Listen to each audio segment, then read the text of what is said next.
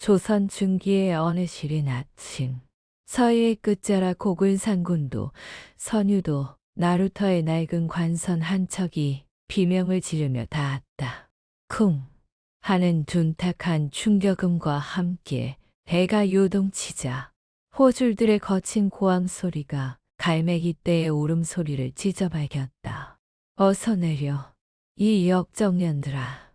거친 손길에 밀려 나루터 바닥으로 내동댕이 쳐진 것은 머리가 허옇게 샌 50살의 최명주 상공과 그녀의 치맛자락을 생명줄처럼 붙들고 있는 5살배기 설리였다. 바닥에 닿은 무릎에서 붉은 피가 배어 나왔지만 최상공은 신음조차 내지 않은 채 아이를 품에 감싸 안았다. 설리의 눈을 비춘 세상은 이제 글자가 아닌 소금기 섞인 바람과 날카로운 멸시의 눈초리뿐이었다.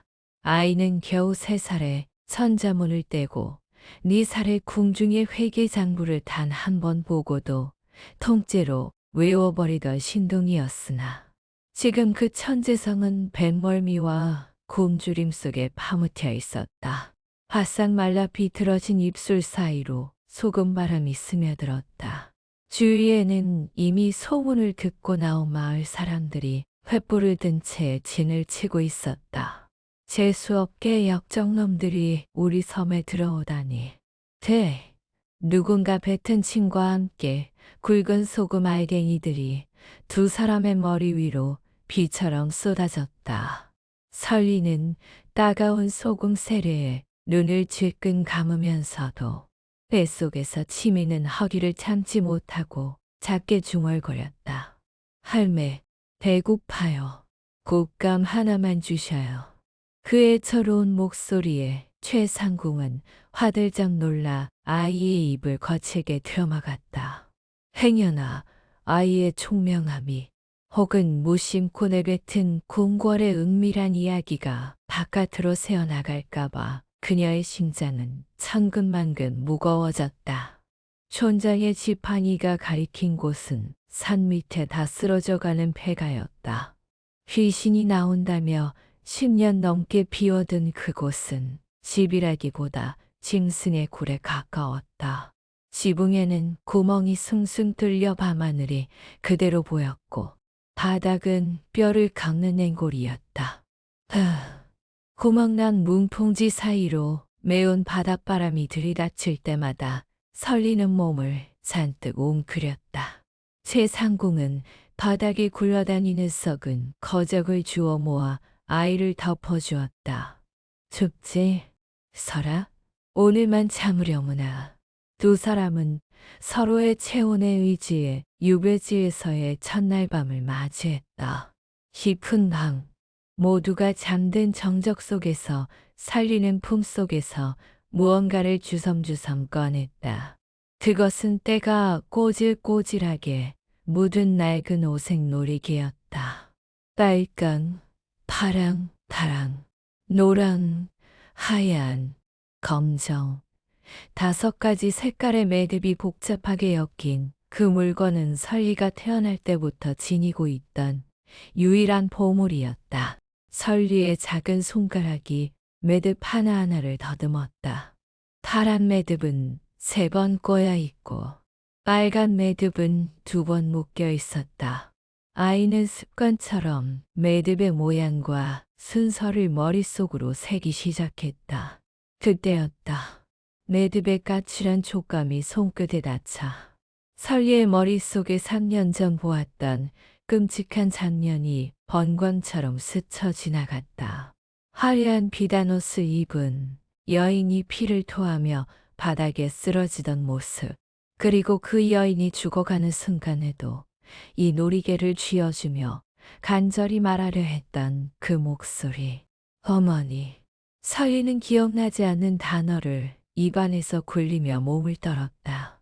이 낡은 매듭 속에 조선 팔도를 뒤흔들 엄청난 비밀이 숨겨져 있다는 사실을 아이는 아직 알지 못했다. 그저 죽은 어미의 온기를 느끼던 매듭을 볼에 비비며 눈을 감았을 뿐이다. 하지만 문밖 어둠 속에서 누군가의 시선이 그 폐가를 향해 고정되어 있었다. 이튿날 아침, 선유도 마을 어귀는 평소와 다른 소란으로 가득 찼다. 촌장의 집 마당에서 터져 나오는 곡소리는 바닷바람을 타고 설리와 최상궁의 폐가까지 들려왔다. 아이고, 이 일을 어째. 조상님들 뵐 면목이 없구나. 촌장은 마당에 주저앉아 가슴을 치고 있었고 그 앞에는 갈기갈기 찢겨 종이 뭉치가 된 책 한 권이 널브러져 있었다. 그것은 마을의 유일한 자랑이자 유령 양반들과의 끈을 증명해 주던 족보였다. 곰주린 쥐새끼들이 한밤중에 들이닥쳐 가문의 역사를 갉아먹은 것이다. 마을에서 그를 안다는 훈장 어른조차 안경을 고쳤으며 고개를 저었다. 앞뒤가 다 뜯겨 나가 복구할 방법이 없네. 이 귀한 함자들을 어찌 다 기억한단 말인가. 마을 사람들은 발만 동동 구를 뿐이었다. 족보가 사라진다는 것은 가문의 뿌리가 뽑히는 것과 같았다. 그때 구경꾼들 사이로 꼬질꼬질한 때가 묻은 저고리를 입은 작은 아이가 툭 튀어나왔다. 할배, 그거 제가 알아요. 설리의 목소리는 작았지만 웅성거림을 뚫고 명확하게 울렸다. 마을 청년 하나가 고웃음을 치며 아이를 밀쳐냈다. 이 역적 꼬맹이가 미쳤나. 니까지 꽤 뭘 안다고 나서. 하지만 설리는 물러나지 않고 촌장의 눈을 똑바로 응시했다. 최상궁은 마른 침을 삼키며 아이의 손을 꽉 쥐었다. 그녀는 알고 있었다. 사흘 전 육지에서 배를 타고 들어올 때 촌장이 뱃사공에게 자랑스레 족보를 펼쳐 보이던 그 찰나의 순간을 설리는 그때 곁는 줄로 보았던 수천 개의 한자를 그림처럼 머릿속에 찍어두었던 것이다. 비웃음이 쏟아지는 가운데 설리가 입을 열었다. 이리 되죠. 할아버지 함자는 이자자자 순자이시고요. 벼슬은 동원대 부인 천지중추 사셨어요. 순간 마당에 찬물을 끼얹은 듯 정적이 흐르기 시작했다. 아이의 입에서 정확한 관직명과 휘가 쏟아져 나오자 훈장의 손이 떨렸다. 계속해보아라. 어서. 훈장이 다급하게 먹을 갈아붓을 들었다. 쓱쓱 종이 위를 달리는 붓소리와 설리의 낭낭한 목소리만이 마당을 채웠다. 이를 대조 할아버지는 휘가 광자, 식자이시고 생년은 갑자년이셔요. 어려운 관직명, 복잡한 한열, 생년월일까지 토시 하나 틀리지 않고 술술 흘러나왔다. 아이의 눈은 마치 공중에 떠있는 보이지 않는 책장을 넘기는 듯 기묘하게 빛나고 있었다. 한참 뒤 설리가 입을 다물자 훈장은 붓을 내려놓으며 탄성을 질렀다. 완벽하다. 아니, 오히려 쥐가 파묻기 전보다 더 명확해졌어. 마을 사람들의 눈빛이 경멸에서 경외로 그리고 알 수 없는 공포로 바뀌는 순간이었다. 5살 아이의 머릿속에 도대체 무엇이 들어있는 것인지 가늠조차 되지 않았기 때문이다. 촌장은 떨리는 손으로 갖져낸 시루떡 한 판을 최상공 앞에 내밀었다. 이건 아이 몫이야. 우리 마을에 신동이 났어. 그날 이후 마을의 공기는 바뀌었다. 하지만 그 신통방통한 소문은 섬 안에만 머물지 않고 바다 건너 한양의 어두운 권력자들의 귀를 향해 흘러가기 시작했다. 족보를 보고난 사건 이후 선유도 갯마을의 풍경은 몰라보게 달라졌다. 아침마다 설리의 음막 앞에는 누군가 몰래 두고 간 싱싱한 생선이나 갓뜨은 미역줄기가 놓여있곤 했다. 밥동량을 다니던 천덕꾸러기 유배자 아이는 어느새 신통방통한 아기씨라 불리며 마을의 기대를 한 몸에 받게 되었다. 심지어 평생 배를 타온 늙은 어부 박씨조차 흙바닥의 나뭇가지로 무언가를 적고 있는 5살 설리에게 다가와 조심스레 물었다. 저기, 아디씨, 오늘 물대가 어찌 되겠습니까? 설리는 고개를 들지도 않은 채 무심하게 대답했다. 작년 이맘때 기록을 보니 오늘은 낮나절에 동풍이 불고 물이 가득 찰 거예요. 그 물은 동쪽 바위 틈에 던지셔야 해요.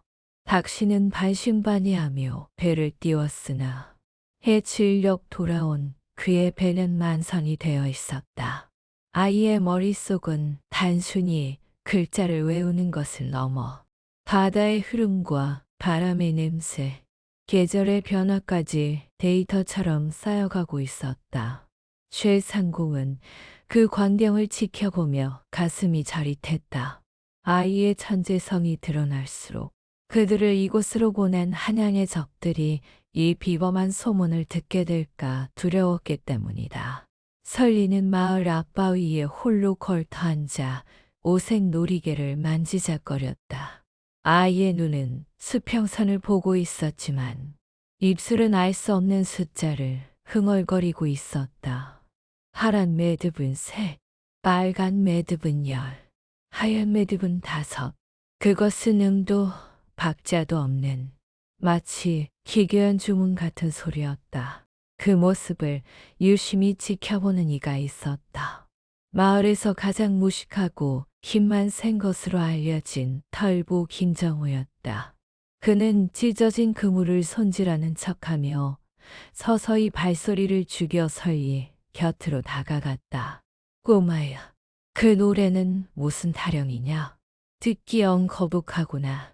정호가 짐짓 멍청한 표정으로 물었지만 그의 시선은 설리의 손끝에 매달린 놀이기에 꽂혀 있었다.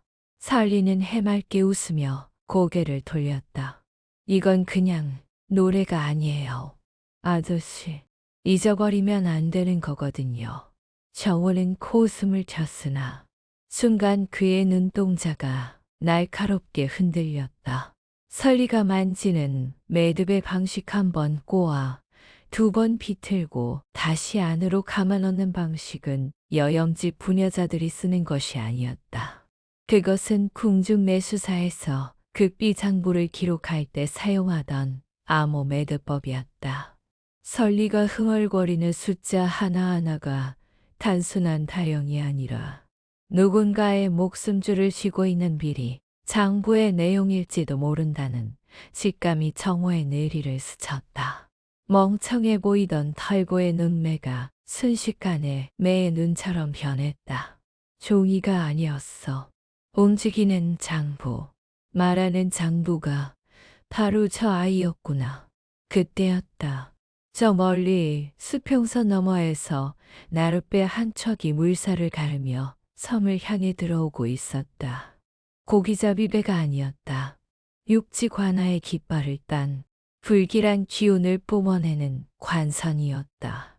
정호의 얼굴이 딱딱하게 굳어지며 그는 설리의 작은 어깨를 잡아 자신의 등 뒤로 숨겼다. 젠장, 피 냄새를 맡고 온 것인가. 나루터의 닿은 관선에서는 칠흑 같은 어둠을 닮은 사내들이 쏟아져 나왔다. 그들은 평범한 군관이 아니었다. 한양의 쉴새박상궁의 비밀리에 기운 살수들, 일명 그림자들이었다. 그들이 마을 길을 밟을 때마다 평화롭던 공기는 서늘한 살기로 얼어붙었다.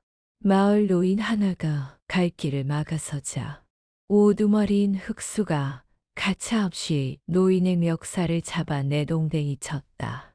역적 최신현이 어디 숨어 있느냐. 짐승 같은 포효에 마을 사람들은 문을 걸어 잠그고 숨을 죽였다.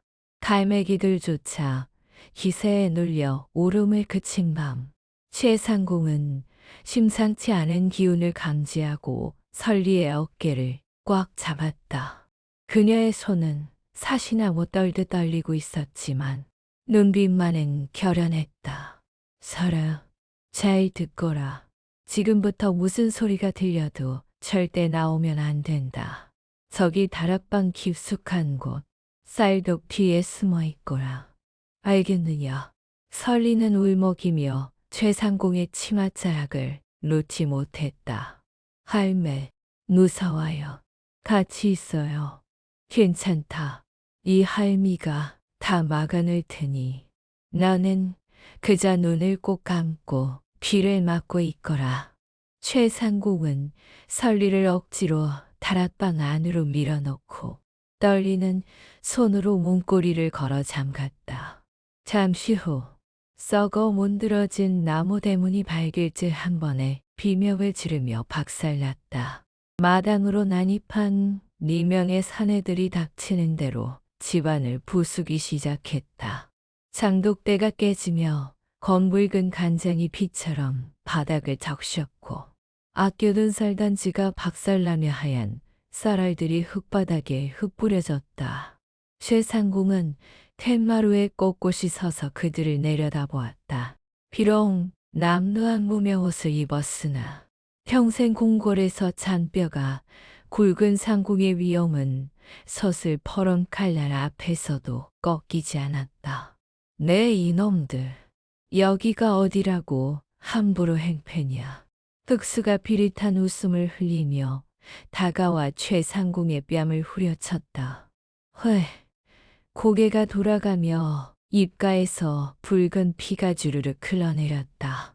입 닥쳐라. 이년아, 매년 이 훔쳐 달아난 내금 장부는 어디 있느냐. 박상공 마마께서 친히 그것을 회수해 오라 하셨다.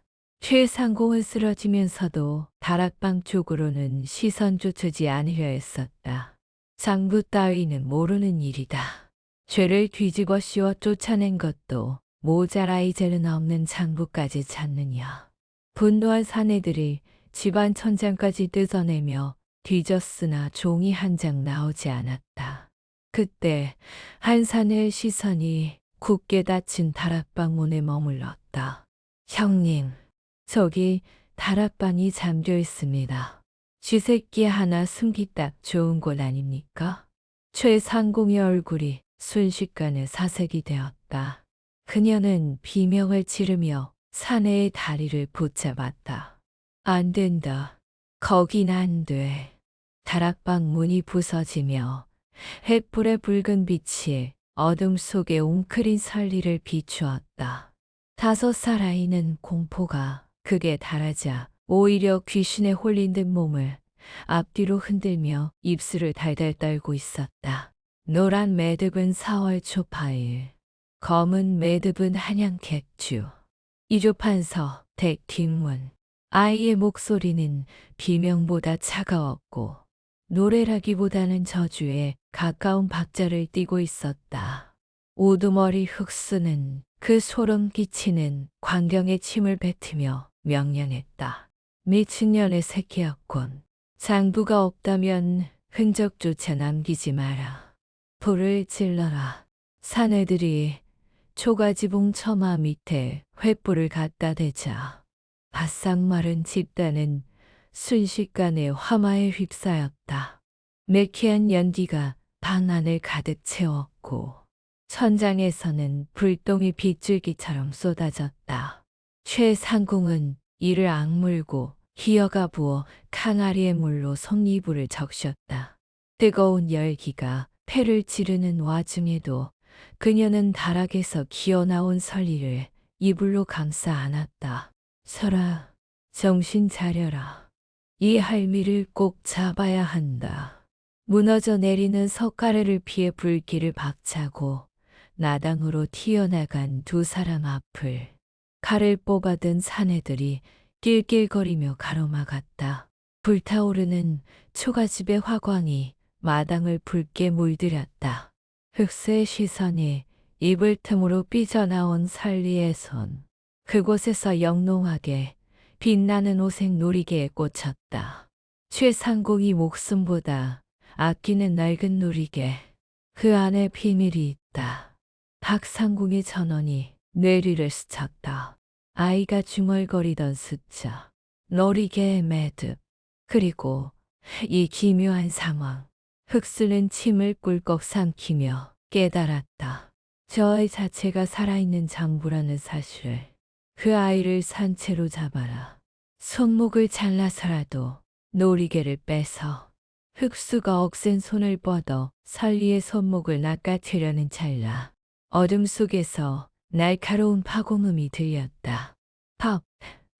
둔탁한 타력음과 함께 흑수의 고개가 뒤로 확 젖혀졌다. 돌멩이 하나가 그의 이마 한가운데를 정확히 꿰뚫은 것이다. 선혈이 낭자한 흑수가 비틀거릴 때 대나무 숲 그림자 사이로 한 사내가 천천히 걸어 나왔다. 마을의 바보 어부 김정호였다.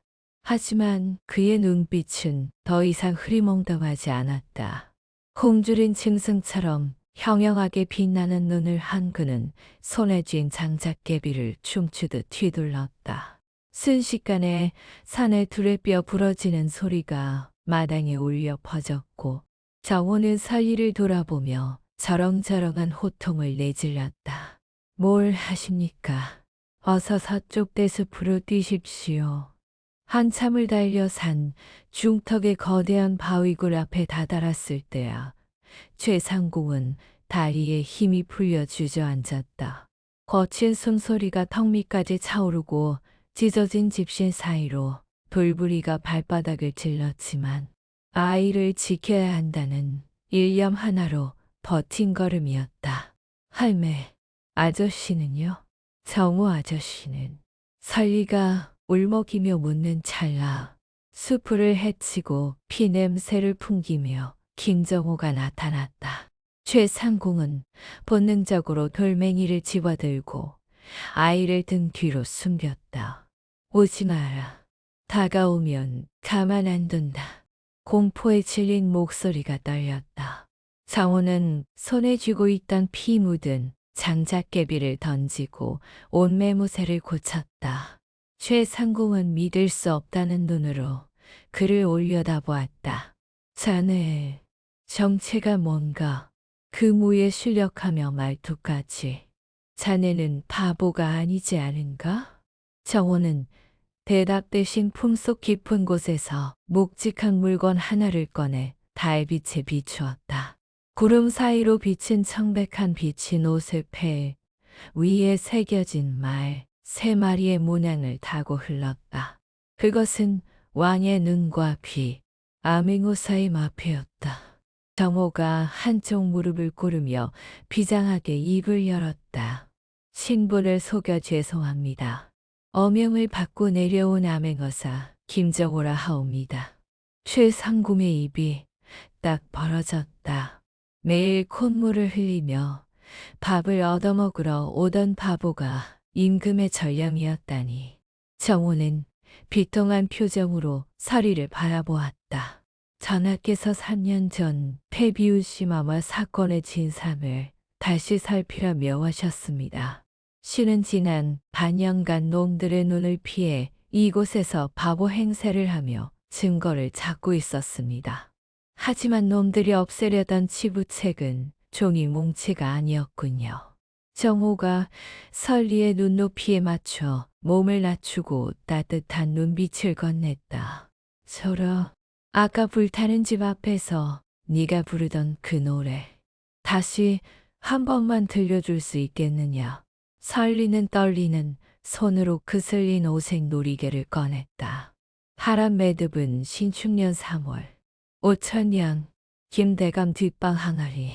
아이의 맑은 목소리가 밤 공기를 가르자 정호의 주먹에 힘이 들어갔다. 역시 그랬군요. 이 아이가 바로 살아있는 장부입니다. 놀이개의 매듭 하나하나가 그 방대한 비리의 목차였던 것입니다. 숲 아래쪽에서 다시 횃불들이 일렁이며 다가오고 있었다. 이제 도망칠 곳은 없었다. 하지만 정호의 등은 태산처럼 듬직했다. 추격대장 흑수의 포위망이 숲의 목을 조여왔다. 사방이 칼을 든 자들의 득실거리는 수풀이요. 뒤는 깎아지른 절벽이었다. 유일하게 트인 곳이라곤 시커멓게 입을 벌린 거대한 갯벌뿐이었다. 한양 태생인 김정호는 서해의 갯벌이 얼마나 무서운지 잘 알지 못했다. 이런 길이 보이지 않는군요. 그가 이를 악물며 칼자루를 고쳐 쥐려던 찰나 설리의 작고 거친 손이 그의 옷소매를 잡아당겼다. 아저씨, 저쪽이에요. 제가 다 봤어요. 설리의 눈동자는 횃불에 반사되어 유난히 또렷하게 빛나고 있었다. 아이는 지난 보름 동안 배고픔에 잠 못 이루며 밤바다를 관찰해왔다. 물이 언제 들어오고 나가는지, 어디가 단단하고 어디가 물렁한지, 아이의 머릿속에는 이미 완벽한 물길의 지도가 그려져 있었다. 지금은 썰물이라 땅이 단단해 보이지만 사실은 함정이에요. 저기 희끗하게 보이는 바위 쪽으로 뛰어야 해요. 정호는 망설임 없이 설리를 등에 업고 기력이 다한 최상공의 손을 잡아 끌며 갯벌로 발을 내디뎠다. 찰퍽, 찰퍽. 세 사람의 발소리가 고요한 바다의 정적을 깨뜨렸으나 설리가 가리킨 길은 놀랍게도 발이 푹 빠지지 않는 단단한 모래톱이었다. 머석은 놈들, 제 발로 무덤에 들어가는구나. 흑수가 비릿한 웃음을 흘리며 자객들에게 돌격을 명했다. 자객들은 지형을 살필 생각도 하지 않고 사냥감을 향해 직선으로 달렸다. 그러나 그들이 딛고 있는 땅은 설리가 말한 죽음의 계골 입구였다. 갑자기 멀리서부터 땅이 울리는 진동과 함께 거대한 괴음이 들려오기 시작했다. 서해의 밀물은 말 달리는 속도보다 빠르다고 했다. 순식간에 자객들의 허벅지까지 물이 차올랐고 단단해 보였던 갯벌은 물기를 머금자마자 끈적한 진흙늪으로 돌변하여 놈들의 발목을 잡아 끌었다. 반면 설리가 인도한 바위지대는 물이 차지 않는 천연 요새였다. 바위 위에 올라선 정호는 품속에서 마패를 높이 들어올렸다. 번쩍이는 마패의 광채가 달빛보다 강하게 빛났다. 암행어사 줄두야. 정호의 호통이 파도 소리를 뚫고 울려 퍼지자 해물을 뚫고 수십 척의 관선이 횃불을 밝히며 나타났다. 조금 전까지 살기를 내뿜던 자객들은 이제 살려달라고 애원하는 처량한 신세가 되어 진흙 속으로 가라앉고 있었다. 상황이 정리되자 최상궁은 안도의 눈물을 흘리며 정신을 잃고 쓰러졌고 설리는 낡은 놀이개를 꽉 쥔 채 승리의 새벽을 맞이했다. 한양 두성의 숭례문 앞에 다다랐을 때 공기는 선유도의 소금 바람보다 더 시리고 무거웠다. 가마의 작은 틈으로 밖을 내다보는 설리의 눈에는 설렘보다 서늘한 총기가 서려 있었다. 광화문 앞 수십 명의 무장한 사병들이 길을 막아섰고 그 중심에는 자색 당의를 입은 박상공이 서 있었다. 3년 전보다 더 표독스러워진 눈매로 그녀가 비릿한 미소를 지었다. 제 발로 죽으러 온 게냐? 저 역적 최신영과 사기꾼 놈을 당장 포박하라. 김정호가 마패를 꺼내들며 국법을 논했으나 권력의 눈이 먼 박상공에게는 왕명조차 들리지 않는 듯했다. 살기등등한 병사들이 창끝을 겨누며 다가오는 절체절명의 순간 낡은 가마문이 열리며 작은 아이가 걸어 나왔다. 남루한 저고리에 낡은 집신을 신은 5살배기였다. 수많은 창끝이 자신을 겨누고 있었지만 설리는 떨지 않았다. 아이는 품속에서 놀이개를 꺼내 파란색 매듭을 꾹 눌렀다. 그 순간 설리의 머릿속에서 신축년 3월의 어느 흐린 날이 그림처럼 펼쳐졌다. 박제조 상공마마. 신축년 3월 보름을 기억하십니까? 설리의 또랑또랑한 목소리가 광장으로 퍼져나갔다. 그날 미시쯤까치가 3번 울었을 때 마마께서는 내탕구 뒤편 우물가에서 내관 김씨를 만나셨지요. 녹색 단의를 입고 계셨고 치마 끝단에는 붉은 흙이 묻어 있었습니다. 박상공의 얼굴에서 핏기가 싹 가셨다. 오직 자신과 죽은 내관만이 아는 은밀한 미래였다. 설리는 멈추지 않고 붉은 매듭을 쥐었다. 갑자기 아이의 눈빛이 변하더니 기이할 정도로 차갑고 표독스러운 여인의 목소리가 흘러나왔다. 그것은 사액을 건네던 박상공 자신의 목소리였다. 아직도 숨이 붙어 있는 게냐? 더 부어라. 남김없이 싹 다 들이부어라. 박상공은 히 소리를 내며 뒷걸음질 쳤다. 아이는 이제 바닥을 기어가듯 손을 뻗으며 허공을 향해 피를 토하는 신용을 했다.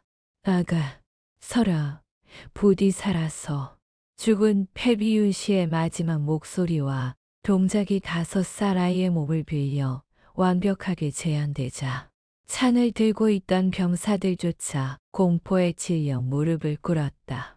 그때 굳게 닫혀있던 광화문의 거대한 문이 천천히 열리며 대복소리가 울려 퍼졌다. 주상 전하의 행차였다. 편전 마당에는 숨 막히는 정적이 감돌았다.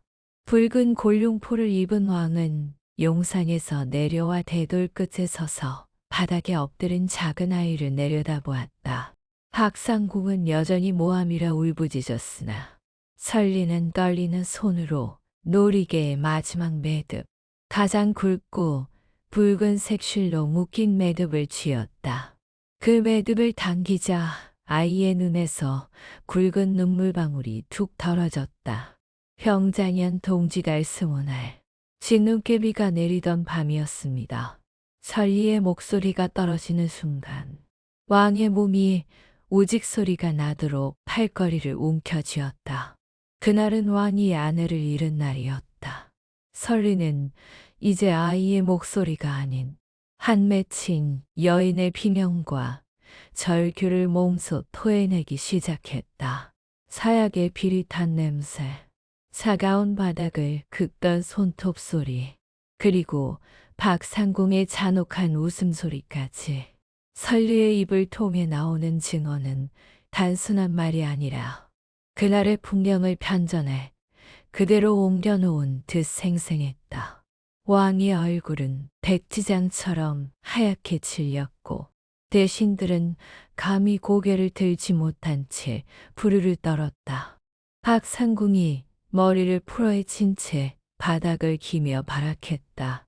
아니야, 저건 귀신이다. 전하, 전현이 요술을 부리는 것입니다. 하지만 그때 최상궁이 이마가 깨지도록 바닥에 머리를 찌으며 앞으로 나섰다. 전하, 죽여주시옵소서. 이 아이는 패비율시마마께서 사가로 쫓겨나신 후 낳으신 전하의 유일한 혈육이옵니다.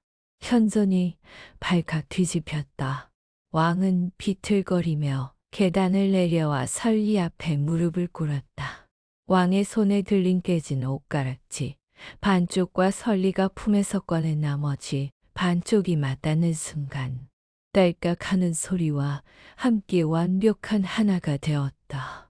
왕은 짐승 같은 오열을 토해내며 설리를 와락 끌어안았다. 내 새끼, 살아있었구나. 이 아비가 죄인이다. 왕의 통곡 소리가 대궐을 뒤흔들었고 공포에 질려 미쳐버린 박상공은 금군들에게 짐짝처럼 끌려나갔다.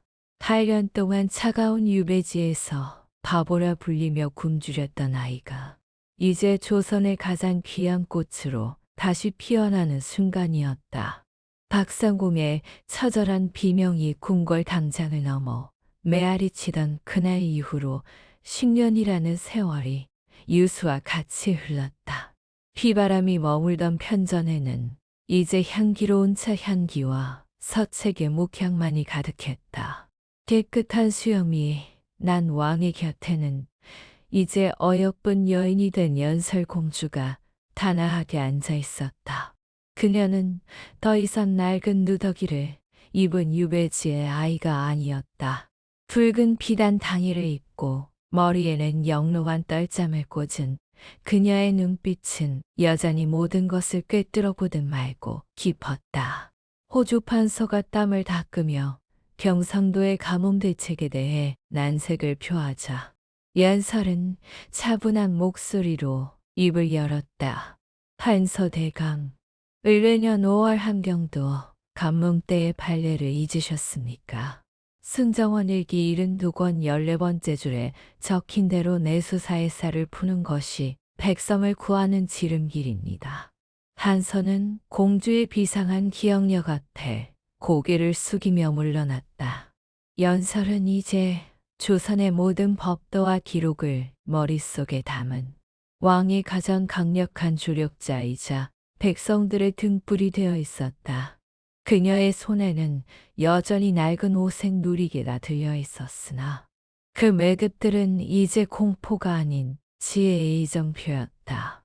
회의가 끝나고 비형각 정원으로 나오자 짙은 붉은색 관복을 입은 당당한 최고의 사내가 그곳에 서 있었다.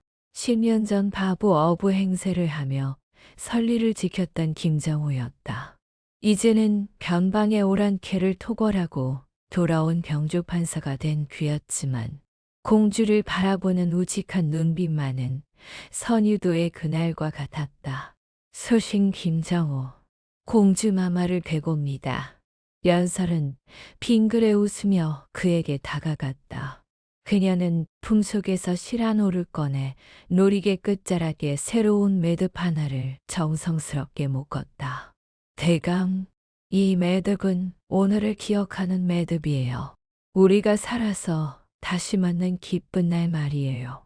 놀이개에는 이제 슬픔과 원망의 매듭보다 기쁨과 희망의 매듭이 더 많이 감겨 있었다. 최상궁은 멀리서 그 모습을 지켜보며 옷소매로 눈가를 훔쳤다. 밥동냥을 하던 꼬마가 이제는 자신의 상처를 스스로 보듬고 나라의 운명을 짊어진 큰 사람이 된 것이다.